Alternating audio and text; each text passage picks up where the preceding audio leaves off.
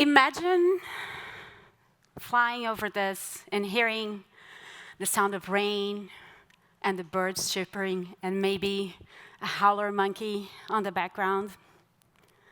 That is the sound of life itself. That's the heartbeat of the planet, the most ancient orchestra on Earth, the rainforest. Rainforests once covered 15% of the planet, but today, only half of that remains. And yet, what is left is breathtaking.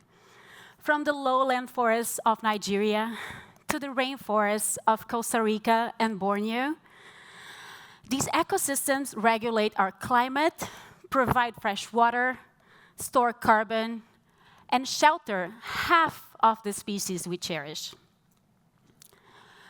But this heartbeat is under threat. And if it stops, we will all feel it.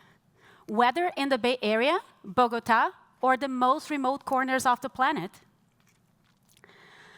Among all rainforests, one stands out, the Amazon. The Amazon produces 20% of the oxygen we breathe.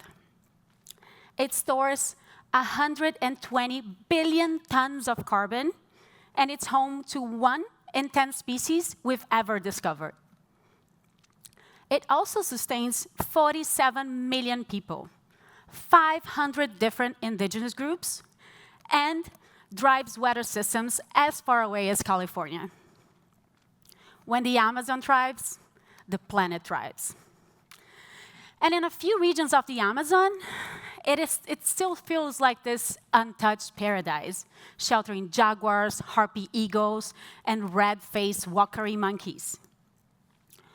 But this apparent wilderness is not invincible.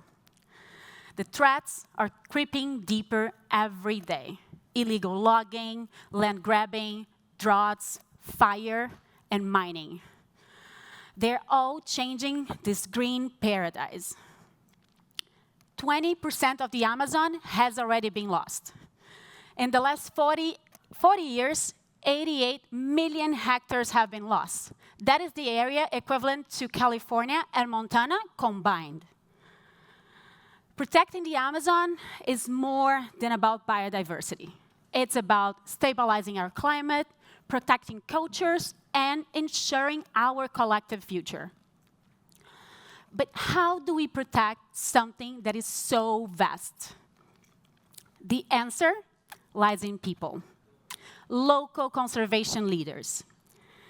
They are scientists, lawyers, anthropologists, local indigenous leaders. They are nationals from Amazonian countries, and they are deeply committed to the conservation of their forests. When investing them, we don't just fund singular projects, we build movements that last. That is why, in partnership with the Gordon and Betty Moore Foundation and the Global Environmental Facility, WCN created the Rising Wildlife Leaders Amazonia program.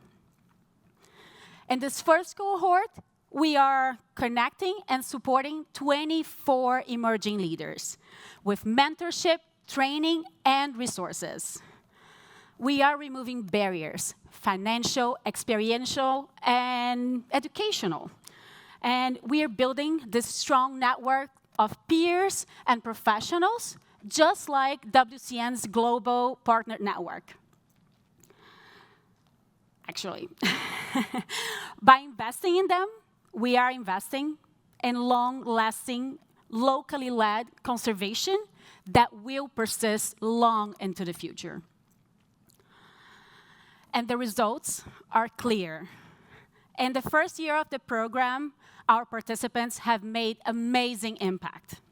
Mario and his organization are responsible for creating the first indigenous protected area in Bolivia.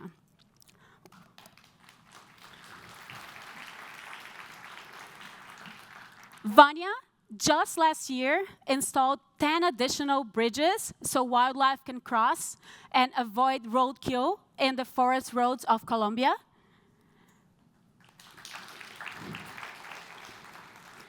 And José's cooperative in Brazil has generated $45,000 for their community just through the collection of native seeds from their territory.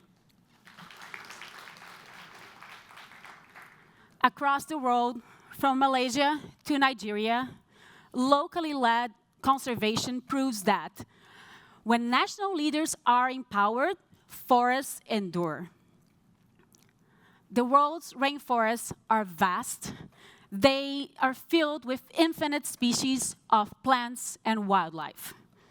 But their survival depends on people, on leaders in forest nations, and on people, supporters like you here today. Here in the Bay Area, you may feel far away. But every breath you take, every season of rain that nourishes your food, and every medicine that is still to be discovered, it's all connected to the rainforest. When you decide to support the rainforest conservation and its local leaders, it's not charity. It's an investment in our collective future. Together, we can keep that heartbeat alive, so that the next time a child steps into a forest, they can hear that orchestra of rain and birds, and they will know the forest is still strong. It's still surviving. Thank you.